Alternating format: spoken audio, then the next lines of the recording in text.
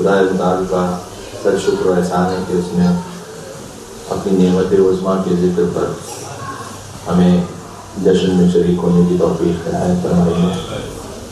اس سے بڑی نعمت کائنات میں عطا نہیں ہوئی کسی کو کہ جو اول مخلوق اور وہ اول مخلوق کے اگر یہ نہ ہو تو لولا کلمہ خلقت الافلاق کچھ بھی نہ ہوتا، نہ مسجدیں ہوتی، نہ عبادتیں ہوتی، نہ قرآن کا نزول ہوتا، نہ تلاوتیں ہوتی، نہ چنین ہوتا، نہ چنار ہوتا، نہ ہیم ہوتا، نہ آم ہوتا، نہ ملک ہوتے، نہ طور ہو، نہ جنتیں ہوتی، نہ حور ہوتی، اور نہ گناہگار ہوتے، نہ شفاعت کا کاروبار ہوتا، اور نہ کوئی یوسف ہوتا، اور نہ کوئی خریدار ہوتا۔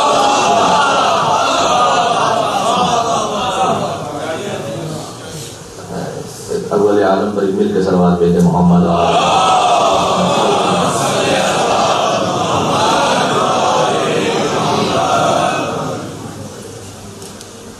کل ایک جگہ جشن میں عرض کر رہا تھا، اس کو دہرانا مقصود نہیں ہے لیکن اشارتاً گزارش کر دوں کہ ہمیں اس سے کوئی بحث نہیں ہے کہ 12 ربیع الاول کو تشریف لائے یا 17 ربیع الاول کو تشریف لائے۔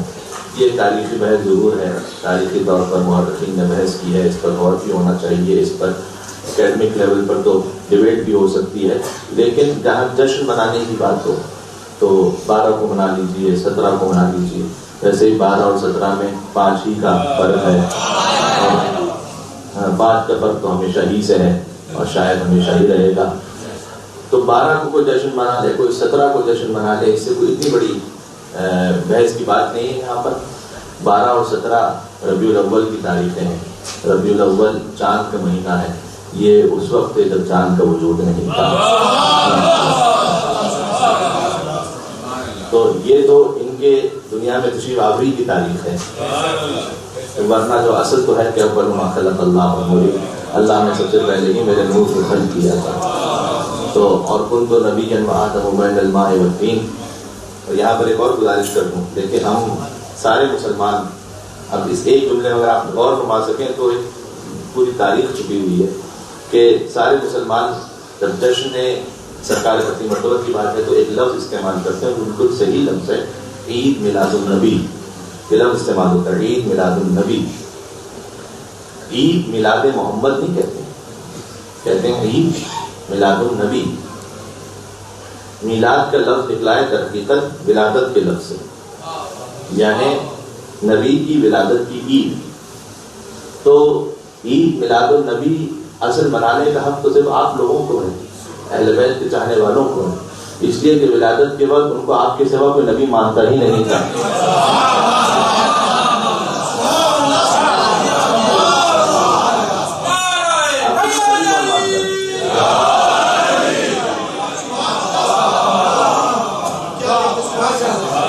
عید میلاد محمد تو نہیں ہے، عید میلاد نبی۔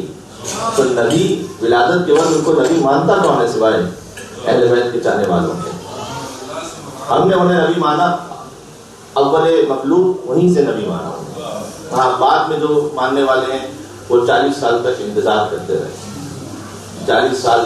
اور یہ بھی در حقیقت بات یہ ہے کہ چونکہ جب نبی کے ساتھ اٹھنے بیٹھنے والے افراد کی بات کی تو جب انہیں بلند نہ کر سکیں تو طریقہ یہ ہے کہ نعوذ باللہ نبی کو اتنا گھٹا دو کہ ان میں اور ان میں کوئی فرق زیادہ محسوس نہ ہو۔ ورنہ در حقیقت بات تو یہ ہے کہ یہاں یہ سوال ہی نہیں بنتا کہ پہلا، یعنی اگر مولا علی سے کوئی پوچھا جائے جو لکھ دیا تاریخوں نے کہ نبی نے اعلان نبوت فرمایا، اس وقت وہ نبی بنے، اور آپ اس سلسلے میں جو روایات پڑھیں تو آپ تعجب میں مبتلا ہو جائیں گے کہ یہ شان نبی بیان ہو رہی ہے یا یہ کوئی اور ہے کہ جو تاریخ لکھ رہا ہے۔ یعنی یہ کہ باقاعدہ نعوذ باللہ من ذالک نبی کے دل کا آپریشن ہوا، اور 3 مرتبہ لکھا ہوا ہے تاریخوں میں کہ 3 مرتبہ نبی کے دل کا آپریشن کیا گیا۔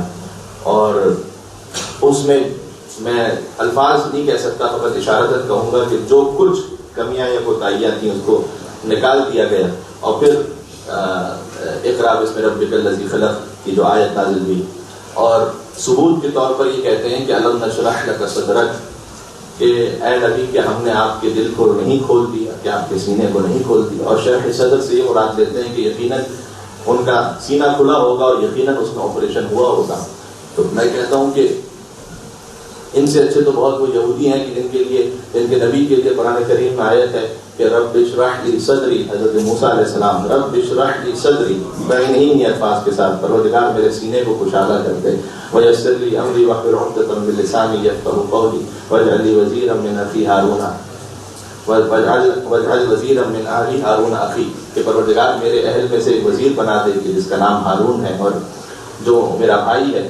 پتہ چلا کہ جو وزیر، نبیوں کے جو وزیر ہوتے ہیں وہ اٹھنے بیٹھنے والوں کے درمیان سے نہیں ہوتے، وہ رشتہ داروں کے درمیان سے ہوا کرتے ہیں. یہ سنت حضرت موسیٰ علیہ السلام ہے. اور رب اشرح لی صدری، پروردگار میرے سینے کو کشادہ کر دے. کہاں کسی یہودی نے یہ کہا کہ حضرت موسیٰ علیہ السلام کے دل کا آپریشن ہوا تھا، کیونکہ انہوں نے دعا کی تھی کہ میرا سینہ کھل جائے. سرکار کے لیے بدقسمتی سے چونکہ بنیادی ترین وجہ یہ تھی کہ جو ان کے ساتھ اٹھنے بیٹھنے والے افراد تھے محنت کیا، ان کے کرداروں کو بچانا تھا، لہذا حضور کے لیے بہت کچھ نعوذ باللہ گڑھ دیا گیا. اس اعتبار سے حضور واقعی بڑے مظلوم ہیں، واقعی بہت مظلوم ہیں سرکار کہ نہیں. اور ان کے یہاں کچھ ان کے نام پر تاریخوں میں لکھا ہوا ہے ایسا کہ اگر وہ پڑھ دیا جائے تو آپ تعجب میں مبتلا ہو جائیں گے کہ کیا یہ مسلمان ہے کوئی جو اپنے رسول کی شان کو بیان کر رہے ہیں. مجھے اسی طریقے سے یاد ہے ڈاکٹر کلویزاری صاحب، ان کی ایک کتاب تھی، اس میں انہوں نے ایک بات لکھی تھی، اپنی جگہ کے ایک واقعہ لکھا تھا انڈیا کا، اور اس میں انڈیا کے واقعہ انہوں نے لکھا تھا کہ صاحب آئے جشن عید میلاد النبی کا، اور چونکہ ایک مسلمانوں کے درمیان ایک متفقہ کانفرنس ہو رہی تھی تو ہر فرقے ہر مسلک سے تعلق رکھنے والے علماء تھے، تو اس میں صاحب آئے اور انہوں نے نبی کی ذات کے لیے موضوع بنایا کہ نبی کہاں کہاں بھول گئے، نبی کہاں کہاں بھول گئے. اور کہتے ہیں اس کو وہ تقریر کرتے رہے. اچھی خاصی جب تقریر انہوں نے کر لی تو پھر ایک شیعہ مقرر وہ تشریف لائے اور انہوں نے آ کر سے کہا کہ ایک تو یہ کہ خوشی کا موقع ہے، عید میلاد النبی ہے، اگر کسی عام انسان کی شان میں بھی کوئی تقریب ہو رہی ہو، جو خطا کار ہو، جو گناہ گار ہو، تو اس دن ان چیزوں کو یاد نہیں کیا کرتے بلکہ اس کی خوبیوں کو بیان کیا کرتے ہیں، اس کے اچھے پہلوؤں کو بیان کرتے ہیں. اور جہاں وہ جو سراپا مجسم عصمت ہے، جب ان کی شان میں کوئی تقریر ہو رہی ہے تو آپ یہ تقریر فرما رہے ہیں کہ جناب. اور پھر انہوں نے اس پہ یہ کہا کہ آپ بھی سبھی کچھ بھول گئے، یہی نہ بھولے کہ نبی کہاں کہاں بھولے، اور اسی پہ آپ نے آ کے ساری تقریر کہنا شروع کر دی. تو یہ شان نبی بیان کرتے ہوئے یہ باتیں ہیں جو کتابوں میں موجود ہیں. اسی خاطر ہے کہ جو شان نبی ہے وہ علی والوں سے پتہ چلے گی، وہ امیر المومنین کے چاہنے والوں سے پتہ چلے گی، اور خود در علی نبی طالب سے پتہ چلے گی.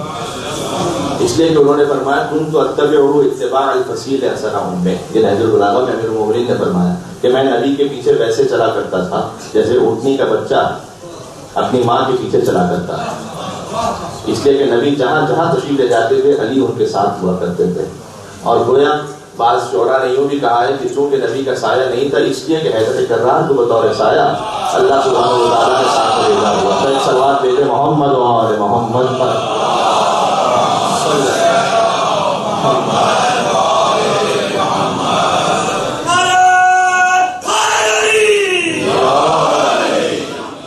جی ماشاء اللہ. دیکھیں جشن کی تاریخ ہے تو جشن نہ پڑھا جاتا ہے نہ جشن سنا جاتا ہے، جشن تو منایا جاتا ہے. اور جو خوشی ہوتی ہے وہ دل میں ہوتی ہے لیکن چہرے سے ظاہر ہوتی ہے. اگر کوئی کسی سے یہ کہے کہ میرے یہاں بیٹا پیدا ہوا، اس کو کہے وہ اس کے سامنے وہ منا کے بیٹھ جائے تو وہ ظاہر ہے کہ جب خوشی کا اظہار ہوگا تو چہرے سے نظر آ رہا.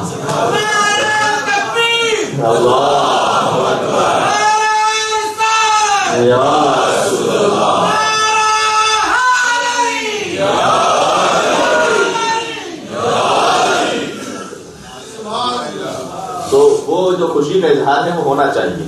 اور بقول بعض احباب کے اور بڑا صحیح کہتے ہیں کہ ذکر نبی پر داد دینے کے لیے ہاتھ اٹھتا ہی اس کا ہے جسے آل نبی خیرات دے رہے ہیں. جیسے آل نبی خیرات لاتے ہیں اس کا تو نماز میں ہاتھ نہیں کھلتا تو جنشن میں ہاتھ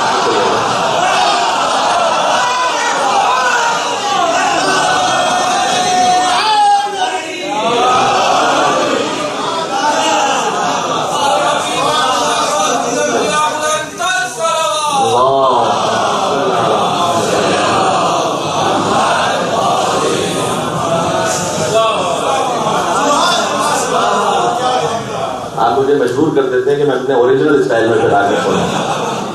جب سیدھی سادھی بات ہو رہی ہو تو پھر آپ اسے ویسے قبول نہیں کرتے, جبکہ وہ باتیں بھی بڑی اہم ہوتی ہیں, تو میں چاہتا ہوں کہ پہنچ جائیں. تو یکم عام الفیل, یہ سال قرار پایا کہ جب سرکار کی آمد ہوئی, اور یکم عام الفیل, عام الفیل نام سے ظاہر ہے, عام یعنی سال اور فیل یعنی ہاتھی, ہاتھی والا سال, جس سال وہ ابرہہ والا واقعہ پیش آیا. تو یہ وہ, اور اس کا بڑا گہرا تعلق ہے حضور کے آباء و اجداد سے. کل میں ایک جشن میں تھوڑی سی بات کر چکا ہوں حضور کے آباء و اجداد کے لیے, اس طرف نہیں جاؤں گا, لیکن حضور کے آباء و اجداد تقریباً حضور سے لے کر حضرت آدم علیہ السلام تک, ٹھیک ہے, اور حضرت عبداللہ سے لے کر حضرت آدم تک, اور یہاں حضرت آمنہ سے حضرت حوا سلام اللہ علیہ تک, یہ تقریباً 500 آباء و اجداد بنتے ہیں. 500 ان میں سے کوئی ایک بھی غیر مومن نہیں تھا. یہ ہمارا عقیدہ ہے. سب کے سب مومن اور سب کے سب مسلمان تھے. اپنے اپنے دور میں جو دین خدا تھا اس دین کے حامل تھے, اور اصل دین تو اسلام ہی ہے, اور شریعتیں بدلتی رہی ہیں. تو جس شریعت کا حکم تھا اس شریعت کے ماننے والے تھے, اور اسی شریعت پر ان کی وفات ہوئی ہے, یہاں تک کہ حضرت عبداللہ تک. اور بلکہ کیونکہ دشمنان یا کم از کم غیروں کے ساتھ ہماری بحث زیادہ تر اس موضوع پر رہی کہ حضرت ابو طالب مسلمان تھے یا نہیں تھے, تو ہم نے بھی دلائل دینا شروع کر دیے کہ جناب وہ مسلمان تھے, اور ان کے مسلمان ہونے کے دلائل دینا شروع کر دیے. ورنہ حضرت ابو طالب علیہ السلام تو حجت خدا تھے. حضرت ابو مطلب حجت خدا تھے, یہ اپنے دور کے حجت خدا تھے. اور یہ عام الفیل کا جو واقعہ ہے, اگر حضرت عبد المطلب حجت خدا نہ ہو تو کہاں سے اس اعتماد کے ساتھ ابرہہ سے بات کر سکیں اور جائیں اس کے مقابلے میں. لیکن آپ غور فرمائیے گا, یعنی یہ کوئی چھوٹا اور معمولی واقعہ نہیں تھا. قرآن نے اس کا ذکر کیا ہے, الم تر کیف فعل ربک باصحاب الفیل الم یجعل کیدہم فی تضلیل وارسل علیہم طیرا ابابیل ترمیہم بحجارۃ من سجیل. بس آگے یاد نہیں, کا استعمال ماشاء اللہ. تو یہ جو سورہ فیل کا پورا سورہ اللہ نے نازل کیا ہے, اس کا مطلب کوئی اتنا اہم واقعہ ہوگا. سرکار سے پہلے کا واقعہ ہے یہ, یعنی ان کی بظاہر کچھ سے پہلے کا واقعہ ہے. اس کے باوجود بھی قرآن نے پورا سورہ اللہ سبحانہ و تعالیٰ نے اس پہ نازل کیا ہے. یہ اگر عرب کلچر کو آپ ذہن میں رکھیں تو اس وقت حضرت عبد المطلب کی جرات آپ کو سمجھ میں آئے گی. یہ جو ہاتھیوں والا لشکر تھا, ہاتھی اربوں نے دیکھا ہی نہیں. یہ جو ہاتھی ہے یہ ان کے لیے بڑا یونیک کو نیچرل جغرافی تو تھا نہیں کہ ہاتھی دیکھا ہوا انہوں نے. ہاتھی تو ہے افریقہ کا جانور. یمن, ابرہہ یمن کا بادشاہ تھا, اور بعض علماء نے یہ بھی لکھا ہے کہ ابرہہ بادشاہ کا نام نہیں بلکہ ٹائٹل, یعنی یمن کے ہر بادشاہ کو ابرہہ کہا جاتا تھا. جیسے کہ مصر کے ہر بادشاہ کو فرعون کہتے تھے, اور ہمارے جیسے کہ ہند کے بادشاہ کو بطلیموس کہتے تھے, جیسے ایران کے بادشاہ کو کسرا کہتے تھے, جیسے روم کے بادشاہ کو قیصر کہتے تھے, ویسے ہی یمن کے بادشاہ کو ابرہہ کہتے تھے. اور وہ اپنی طاقت کے اس غرور میں, اس نشے میں, اچھا کیوں وہ آیا کیوں تھا؟ وہ اس لیے آیا تھا کہ اسے یہ خبر ملی تھی کہ خانہ خدا ایک مکہ میں موجود ہے اور لوگ اس کی زیارت کو آتے ہیں. یعنی یہ زمانے جاہلیت میں بھی اسی طریقے سے تھا کہ لوگ اس گھر کی زیارت کو آتے تھے. تو اس نے کہا کہ میں اپنے پاس ایک ایسا گھر بناؤں گا کہ لوگ یہاں آئیں اس جگہ پر. اچھا بنا تو لیا بڑی شان و شوکت کے ساتھ, لیکن بیچارہ اکیلا ہی خود گھومتا رہتا تھا, کوئی آتا نہیں تھا اس گھر پر. تو اس نے جناب بڑا اچھا, اس نے جو بنایا تھا وہ بھی مٹی اور پتھر کا تھا, جو خانہ خدا تھا وہ بھی مٹی اور پتھر کا. تب دیکھیں ہے تو مٹیریل دونوں کے بظاہر ایک جیسے. جو بیت اللہ ہے وہ بھی مٹی اور پتھر کا ہے, اس کا بھی مٹیریل وہی ہے. جو ابرہہ نے بنایا ہے وہ بھی مٹی اور پتھر کا ہے, اس کا بھی مٹیریل وہی ہے.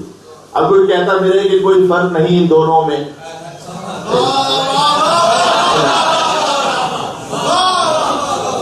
کوئی کہتا میرے کہ بھائی کوئی فرق نہیں ان دونوں میں.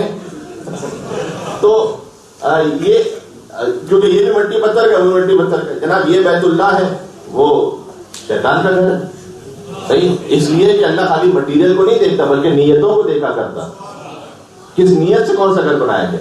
تو وہ جو گھر بنایا گیا تھا وہ اس نے کہا کہ جناب یہاں سے کوئی نہیں آنے والا, جاؤ بیت اللہ کو گرا دو. تو وہ ابرہہ آیا ہے اپنے ہاتھیوں کے لشکر کے ساتھ, اچھا تقریباً کہا جاتا ہے، کسی نے لکھا ہے کتابوں میں کہ اس کے پاس 10 ہاتھی تھے، کسی نے کہا 12 ہاتھی تھے، ایک بہت بڑی ایک مطلب سگنیفیکینٹ تعداد تھی یہ. اور ہاتھیوں کا کیونکہ سلسلہ عربوں میں ہاتھی ہوتے نہیں، عربوں میں جو کامن جانور ہے وہ اونٹ ہے، لہٰذا قرآن کریم نے بھی اونٹ کی مثال دی ہے. فَلَا يَنظُرُونَ إِلَى الْإِبِلِ كَيْفَ خُلِقَتْ، کہ کیا تم نے نہیں دیکھا کہ ہم نے اونٹ کو کیسے خلق کیا ہے.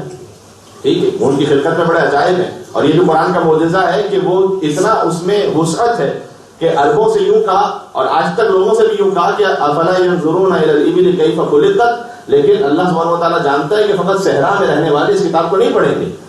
اونٹ صحرا کا جانور ہے تو صحرا والے تو سمجھیں گے کہ اونٹ اصل میں ہے کیا، لیکن کیا فقط وہی لوگ اس قرآن کو پڑھیں گے یعنی اور بھی لوگ پڑھیں گے؟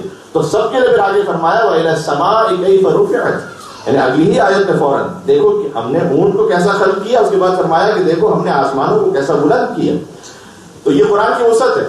تو اونٹ ہے، اچھا یہ بھی اللہ نے ظاہر ہے کہ وہ حکیم ہے، اس نے دیکھ کر جانور خلق کیے اور اسی اعتبار سے وہاں پر اور چیزوں کو خلق کیا. عربوں میں وہاں پر اورنجز نہیں ہوتے، وہاں نہیں ہوتے، وہاں کھجور کے درخت ہیں. ٹھیک ہے، اچھا کیوں؟ اس لیے کہ اورنجز وہ نیچے کے درخت ہوتے ہیں. اونٹ ہے ایک جانور، اگر وہ اورنجز وہاں پر ہوں گے، اچھا کھجور کا درخت ہے وہ اتنا اوپر، اونٹ اس تک جا ہی نہیں سکتا.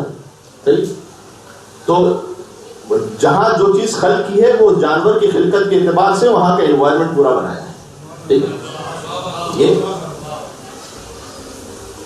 اگر لے سکے جملے کو تو میں کہہ دیتا ہوں، اس لیے کہ جانور جب ہوتا ہے اسے خبر نہیں ہوتی کہ کب کسی کے باغ میں گھس جائے اور کب کسی پر قبضہ کر لے.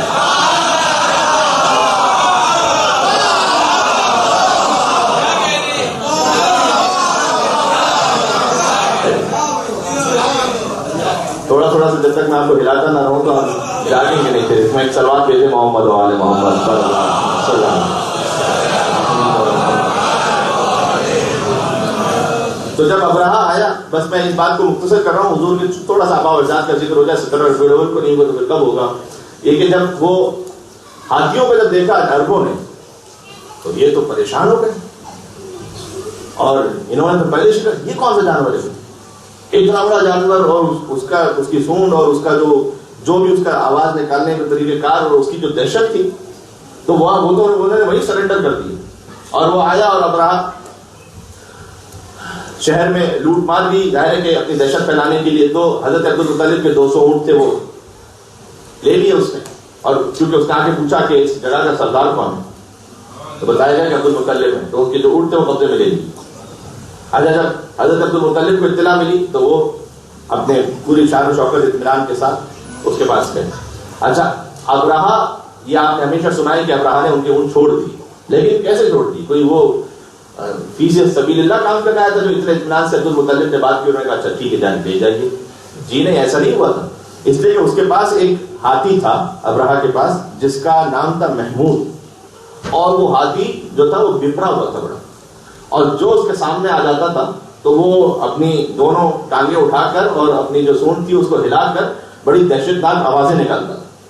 تو حضرت عبد المطلب جب آنے لگے تو ابرہہ نے کہا کہ ان کے سامنے اسے بھیج دو، اسے بھیج دو، تاکہ دیکھ کے ڈر جائیں گے اور خوف سے چلے جائیں گے.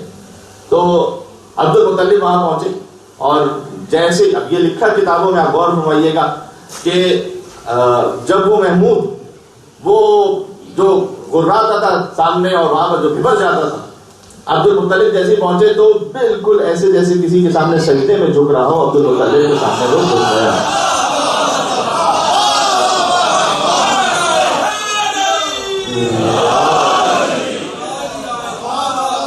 یہ میں آپ سے کہہ رہا ہوں کہ یہ حجت خدا بات سمجھ میں آ رہی ہے. وہ جو ائمہ علیہ السلام کے واقعات میں ہمیں ملتا ہے کہ جو درندے جانور ہوتے تھے ان کے سامنے سر تسلیم خم ہو جاتے تھے، وہ عبد المطلب علیہ السلام کی ذات میں نظر آیا کہ جب وہ اطمینان، تب ابرہہ وہ تعجب میں آدھی مطلب جنگ تو وہ وہیں آ چکا تھا، اور اس نے کہا کہ جناب یہ ہاتھی جو کسی کو سامنے ٹھہرنے نہیں دیتا تھا کیسے عبد المطلب کے سامنے رکھنے میں چھوڑ گیا. اور پھر عبد المطلب وہاں گئے، اور ابرہہ، یہ ظاہر ہے کہ میں جو باتیں پڑھ رہا ہوں کتاب سے دیکھ کے آپ کے سامنے پڑھا، اور یہ والی بات تفسیر نمونہ میں بھی لکھی ہوئی، آپ جا کے خود بھی دیکھ سکتے ہیں کہ ابرہہ اتنی हैबत और रूहत में आ गया उनकी कि वो अपनी मस्जिद पे नहीं बैठा, वो नीचे आ गया और अब्दुल मुत्तलिब के साथ नीचे बैठा और बात करने लगा और कहा कि जी फरमाइए क्या आप कहना चाहते हैं। तो अब्दुल मुत्तलिब ने कहा कि तुम्हारे सिपाहियों ने मेरे 200 ऊंट ले लिए, मैं उन्हें वापस लेने आया हूँ। तो उस वक्त अब्राहा ने जुमला कहा कि मैं तो आपको बहुत अजीम इंसान समझ रहा था, इस जुमले से मेरे दिल में वो जो आपकी जो अजमत थी वो कुछ कम हो गई कि मैं तो समझा था कि आप खाने खुदा पर बात करने के लिए आएंगे और कहेंगे कि मैं काबे पर हमला करने के लिए आया हूँ, तो चलो काबे पर हमला न करो, आप अपने ऊंट की बात कर रहे हैं इस मौके पर। और उस वक्त हज़रत अब्दुल मुत्तलिब ने वो मालिक तौलारा जुमला इरशाद फरमाया कि अना साहिबुल इबिल, मैं ऊंट का मालिक हूँ और इस घर का भी कोई मालिक है।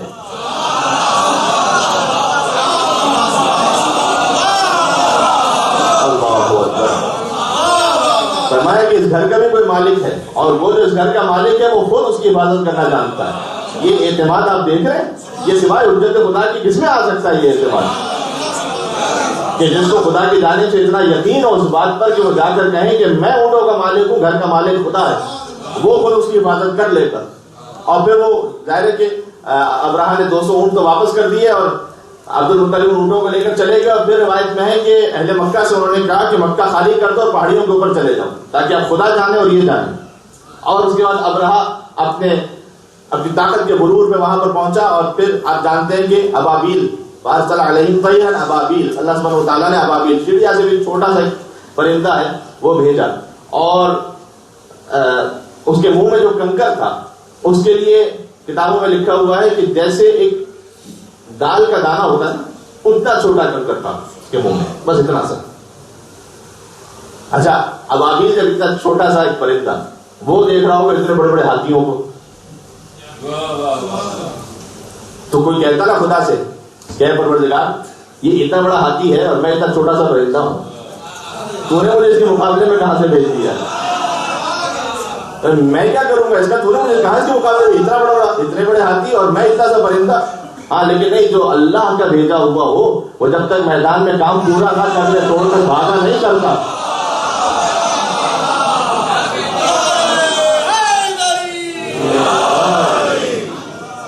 कोई एक भी भागा नहीं वहां से कि किसी अबाबील ने टर्न ले लिया, उसने कहा मैं क्या करूंगा इस हाथी का, नहीं, जब तक काम पूरा ना हो गया उस वक्त तक छोड़ा नहीं। और ये भी अल्लाह सुब्हानहू व तआला का दस्तूर और उसूल है कि जब किसी बड़े को जलील करता है तो छोटों ही से करवाया करता है, चाहे वो उस वक्त का मौका हो या इस वक्त हलफ की तारीख हो।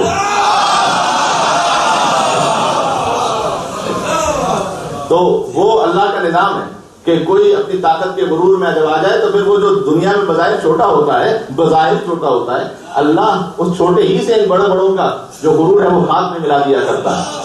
ये ऐसा होता है और होता रहेगा इंशाअल्लाह। और जब इमाम ज़मान अलैहिस्सलाम इंशाअल्लाह तशरीफ लाए, अल्लाहुम्मा सल्ली अला मुहम्मद, इंशाअल्लाह हमें भी उनकी नुसरत की तौफीक अता हो सके इंशाअल्लाह। ये आमुल फील का वो मौका था कि उसी साल सरकार की आमद हुई। उसमें मौरखीन ने लिखा है कि ये दो वाक़े एक ही साल में रूनुमा हुए। इसमें भी कोई अल्लाह सुब्हानहू व तआला की मसलहत और हिकमत लगती है कि अबाबील का लश्कर वो गारत और तबाह बर्बाद हो गया और हुजूर की आमद हुई, उसी साल हुजूर की आमद हुई। और जब हुजूर की आमद हुई, मैंने अर्ज़ किया कि मुसलमानों ने जो तारीख और सीरत लिखी है उसमें बहुत सारी बातें हैं। उसमें अगर मैं एक जुमला कह सकूं कि हजरत हलीमा सादिया उनका भी एक छोटा हिस्सा है हुजूर की जिंदगी के सिलसिले में, लेकिन असल बात ये थी कि हजरत फातिमा बिन्त असद सलामुल्लाह अलैहा के उस किरदार को छुपाने के लिए कुछ शख्सियतों को बहुत ज्यादा बढ़ा दिया गया और तारीख में फिर हमें वही ज्यादा नजर आती है, चाहे वो तारीख तबरी हो या और दूसरी तारीखें हो। तो ये शुरू से किस तरह से मंसूबा था कि हजरत अबू तालिब अलैहिस्सलाम के खानवादे के फजाइल को छुपाया जाए।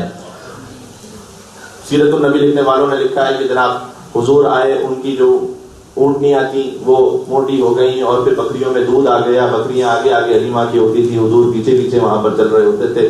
जनाब ये सीरत की कोई सूरत नहीं है ना, ये कोई तरीक़ेकार नहीं है कि आप सीरत नबी इस अंदाज से लिखें, है ना। और कल अर्ज़ कर चुका हूँ, कमा कहूँ सीरत नबी पढ़ने के लिए कम से कम नबी होना जरूरी है कि जो खुद नबी हो तो फिर वो पढ़ सके कि सीरत नबी असल में है क्या।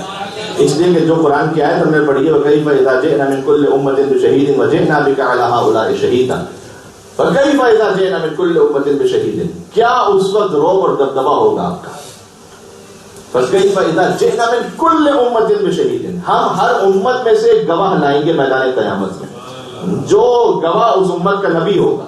حضرت نوح اپنی امت پر گواہ، حضرت موسیٰ اپنی امت پر گواہ، حضرت ابراہیم اپنی امت پر گواہ، حضرت عیسیٰ اپنی امت پر گواہ، اور یہ آ کر یہ کہیں گے کہ میری امت میں کس کس نے کیا کیا کام انجام دیا تھا، اور وہ گواہی دیں گے اپنی اپنی امت کے بارے میں۔ فَكَيْفَ إِذَا جِئْنَا مِنْ كُلِّ أُمَّةٍ بِشَهِيدٍ وَجِئْنَا بِكَ عَلَىٰ هَٰؤُلَاءِ شَهِيدًا۔ اور اے رسول، جب یہ سب اپنی اپنی امتوں پر گواہی دے دیں گے تو پھر آپ کو لائیں گے تاکہ آپ ان گواہوں پر گواہ بن کر ان کے کاموں کے بارے میں گواہی دے سکیں۔ یعنی جب حضور آئیں گے تو پھر انبیاء پر گواہی دیں گے، یعنی آدم علیہ السلام کی تبلیغ پر، نوح علیہ السلام کی تبلیغ پر، موسیٰ علیہ السلام کی تبلیغ پر، عیسیٰ علیہ السلام کی تبلیغ پر حضور آ کے میدان قیامت میں گواہی دیں گے۔ گواہ کے لیے ضروری ہے کہ وہ دیکھ بھی رہا ہو، مگر دیکھ نہ رہا ہو، حالت شعور میں دیکھ رہا ہو۔ ایک واقعہ ہو رہا ہے، وہ 6 ماہ کا بچہ یہاں پر، تو گواہ تو نہیں بن سکتا، گواہ تو وہ بن سکتا ہے جو دیکھ بھی رہا ہو، حالت شعور میں دیکھ رہا ہو۔ جو حضور آ کر اس کا گواہی دیں گے، آدم سے لے کر عیسیٰ تک حضور کا ایک نبی کے بارے میں گواہی دینا اس بات کی دلیل ہے کہ حضور کا وجود بھی تھا اور وجود باشعور بھی تھا۔ کیسے حضور ورنہ گواہی دیں گے ہر ایک الگ الگ نبی کے بارے میں؟ تو یہ حضور کی شان آپ اول مخلوق سے شروع کیجیے اور میدان قیامت تک۔ ہاں اتنا ضرور ہے کہ جب حضور کی اپنی تبلیغ کی گواہی کا موقع آئے گا، حضور مقام محمود پر تشریف فرما ہوں گے، ایک طرف امیر المومنین ہوں گے، ایک طرف جعفر طیار ہوں گے۔ جب بھی حضور کسی نبی کی گواہی دیں گے تو جعفر طیار کو بھیجیں گے، پہلے کہیں گے کہ آپ میری جانب سے جا کے گواہی دیجیے، یعنی جعفر طیار تشریف لے جائیں گے جو گواہی دیں گے حضور کی جانب سے، حضرت آدم پر، حضرت نوح پر، حضرت ابراہیم پر، حضرت موسیٰ پر، حضرت عیسیٰ پر۔ یا رسول اللہ جب بھی آپ کو دنیا میں کوئی کام پیش آیا، سب سے پہلے تو علی کو آگے بڑھاتے تھے، وہی علی کو آگے بڑھاتے تھے۔ تو اب جب اتنا اہم موقع ہے میدان قیامت میں جہاں اولین اور آخرین کا اجتماع ہے، وہاں علی ساتھ میں موجود ہیں، لیکن آپ اپنی گواہی کے لیے جعفر طیار کو آگے بھیجیں گے۔ تو حضور کا جواب یہی ہے کہ ہاں ابھی ان انبیاء کی گواہیوں کی بات ہے، جب میرے لیے اللہ گواہ پوچھے گا تو پھر ابھی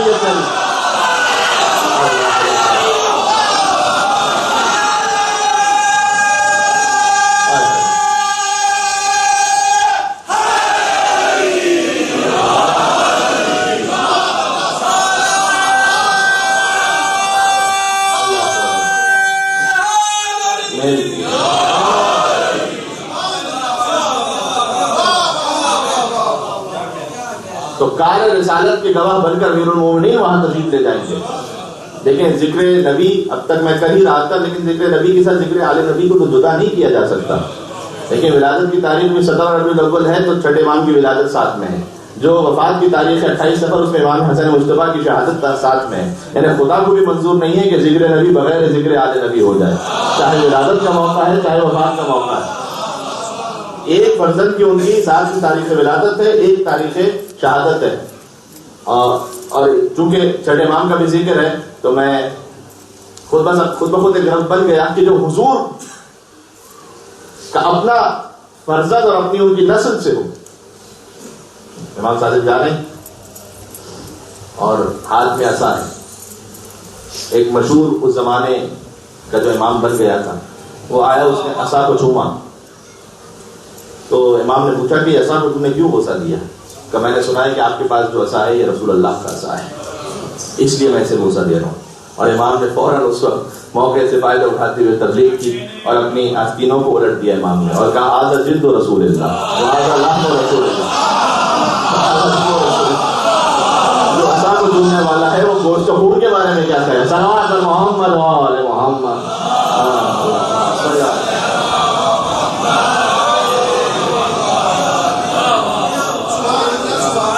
دیکھیں، اور یہاں خود بخود بات یہی ہے کہ چونکہ یہ ایک ہی نور ہے، لہذا جب یہاں سے بات شروع کیجیے تو خود بخود بات وہاں تک پہنچتی ہے۔ ہمارے امام علیہ السلام کے فضائل میں کم بیان ہوتا ہے، میں ان کی معرفت اصل بچوں کے ذہن میں آ سکے۔ امام گزر رہے تھے دریائے دجلہ، وہ ایک طرف بہہ رہا تھا۔ امام کی زندگی کئی سال اور کئی دن عراق میں گزرے، امام صادق علیہ السلام مقام امام صادق میں موجود ہے، اگر آپ نے وہاں زیارت کی انشاءاللہ تو دجلہ کا ذریعہ وہاں بہ رہا تھا۔ امام وہاں ایک شخص، امام کی وجہ صاحب بھی ساتھ میں تھے، ایک شخص نے آ کے کہا کہ فرزند رسول ذرا مجھے بتائیے گا، آپ عرفنی نفسک، آپ مجھے بتلائیں کہ آپ کی شان کیا ہے. امام نے کہا کہ کیا واقعہ تجھے بتلاؤں. اچھا امام اس کے پس منظر کو بھی جان، جو بھی شخص امام سے آ کے سوال کرتا تھا ایک جواب نہیں دیتے تھے امام، ہر ایک الگ الگ جواب دیے امام نے. اور یہ ہر امام کی ہوتے، اس لیے کہ امام جانتے ہیں کہ اس کی سطح علمی کیا ہے، اس کا پس منظر کیا ہے، وہ کس طرح سے آ کے پوچھ رہا ہے، وہ امتحان کے لیے پوچھ رہا ہے، وہ سمجھنے کے لیے پوچھ رہا ہے، وہ تنزن پوچھ رہا ہے، کیوں پوچھ رہا ہے وہ امام سے. اس لیے امام نے اپنے اصحاب سے کہا کہ اچھا یہ چاہتا ہے کہ یہ ہماری شان کو دیکھے، لہٰذا اسے پکڑو اور یہ جو دریا بہ رہا ہے اس میں ڈال دو، اٹھا کے پھینکو اسے. اور صاحب جو ہے حکم امام تو انہوں نے اس کو پکڑا، اٹھا کے دیکھ دیا. اچھا وہ ظاہر ہے کہ پھر کچھ تیرتا ہوا باہر آ گیا، وہ یتعجب من فعل الامام، اور امام کی فعل پہ بڑا تعجب کرنے لگا. اور اس نے کہا کہ اگر میں آپ فرزند رسول نہ ہوتے تو میں کسی اور لہجے میں آپ سے بات کرتا کہ آپ نے جو میں آپ سے پوچھنا چاہ رہا ہوں کہ آپ کے فضائل اور آپ کی شان کیا، آپ نے مجھے اٹھا کے دریا میں پھینکوا دی. امام نے کہا کہ اپنے صاحب سے کہ اب تک اسے ہماری شان پتہ نہیں چلی، اسے ذرا دور اٹھا کے آگے پھینکو. اچھا انہوں نے پھر اسے پکڑا، ہاتھ سے لے کر کے پھر اٹھا کے پھینک دیا. اس لیے میں نے کہا کہ امام کسی کے پس منظر بیک گراؤنڈ کو جانتے ہوئے وہ بات کر رہے ہوتے ہیں. آپ نے یہ کام نہیں کرنا کسی کی تکلیف، مطلب کہ امام نے کہا تھا سنت امام بن کے دریا میں پھینکو تو پھر کسی مومن کو سمجھ میں آئے گا. تو وہ ہوا یہ کہ اس کو جب تھوڑا سا دور پھینکا تو وہ پھر بھی مشکل سے تیرتا وہ باہر آ گیا. کہتا آپ نے یہ کیا لگا کے رکھا ہوا، میں آپ سے آپ کے فضائل پوچھتا ہوں، آپ مجھے دریا میں بھی. امام نے کب تک بھی سے ہماری شان سمجھ نہیں آئی، تھوڑا دریا میں دور اور سینٹر میں اس کو پھینکا. اور وہ گئے، انہوں نے جتنا انہوں نے کہ بس پتا جا کے پھینک دیا اسے. اور جب ڈوبنے لگا وہ بالکل دریا کی وسط میں جا کے امام صادق علیہ السلام نے دریا میں چلنا شروع کیا اور اس کا ہاتھ پکڑا اور اسے باہر کی طرف لے آئے. جب باہر کی طرف لے آئے تو امام قدموں میں گر کے کہا مولا میں سمجھ گیا کہ آپ کی شان کیا ہے. امام نے کہا کیوں؟ کہتا ہے کہ میں جب تک خود سے باہر آ رہا تھا مجھے سمجھ میں نہیں آ رہا. امام صادق ہے یہ فرمایا کہ جب تک میں خود سے باہر مجھے سمجھ میں نہیں آ رہا تھا، لیکن جب میں ڈوبنے لگا تو ما رأیت بین المشرق والمغرب الا جعفر الصادق. کہتا ہے میں نے مشرق میں جہاں دیکھا مجھے جعفر صادق نظر آیا، میں نے مغرب میں جہاں دیکھا مجھے جعفر صادق نظر آیا. تو مجھے یقین ہو گیا کہ اگر کوئی بلاؤں سے اور مصیبتوں سے بچا سکتا ہے تو سوائے جعفر صادق کے اور کوئی نہیں ہے.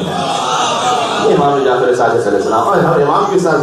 لہذا ہم وہ خوش نصیب ہیں کہ جو محمدی بھی ہیں اور جعفری بھی ہیں، کیونکہ جو جعفری ہیں در حقیقت وہی محمدی ہیں. اور جو شاہ جی نے بات کہی تھی در حقیقت یہ کسی ایک خاص پریزیڈنٹ کی بات نہیں ہے، کسی خاص کمیٹی کی بات نہیں ہے، تو کمیونٹی کی بات ہے کہ ہم آئیں آگے بڑھ کر اس میں جو اپنا حصہ ڈال سکتا ہے وہ ضرور شیئر کریں. اور جب یہ انشاءاللہ معاملات اور آگے بڑھیں گے تو میں اس پہ اور بات کروں گا.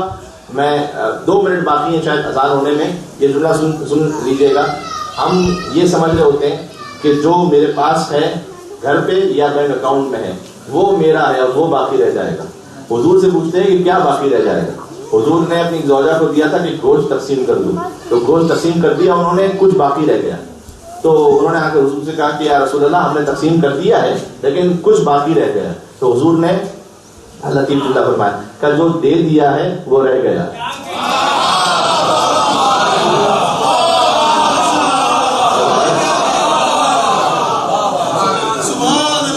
جو دے دیا ہے نا اللہ کی راہ میں وہ رہ گیا، باقی تو یہ سب ختم ہونے والا ہے. جو وہاں ما عندکم، یہ سورہ نحل کی آیت ہے، ما عندکم ينفد وما عند اللہ باق. جو کچھ تمہارے پاس ہے وہ ختم ہو جائے گا، جو اللہ کے پاس ہے وہ باقی رہ جائے گا. تو جو کچھ میرے پاس ہے وہ ایک دن ختم ہو جانے والا ہے، آگے دے دیا اللہ کی خدمت میں، تو جو اللہ کے پاس ہے وہ باقی رہ جانے والا ہے. توصیف محمد کی ہو، تحریر کہاں تک؟ ناچیز کا ادراک تو پہنچا ہے یہاں تک کہ جبریل کے پر چلنے کا امکان ہے جہاں تک، نالین محمد کی رسائی ہے وہاں تک. نالین محمد کی رسائی ہے وہاں تک. اب اس سے جو آگے ہے وہ پردے میں نہا. پردے کے پیچھے کون ہے تو جانتے ہیں نا بھائی، جس سے جو آگے ہے وہ پردے میں نہا ہے. بازو ہے محمد کا تو حیدر کی زبان ہے. اللہ اکبر. مل کے سلوات بھیجیں محمد وعلی محمد صلی اللہ علیہ محمد.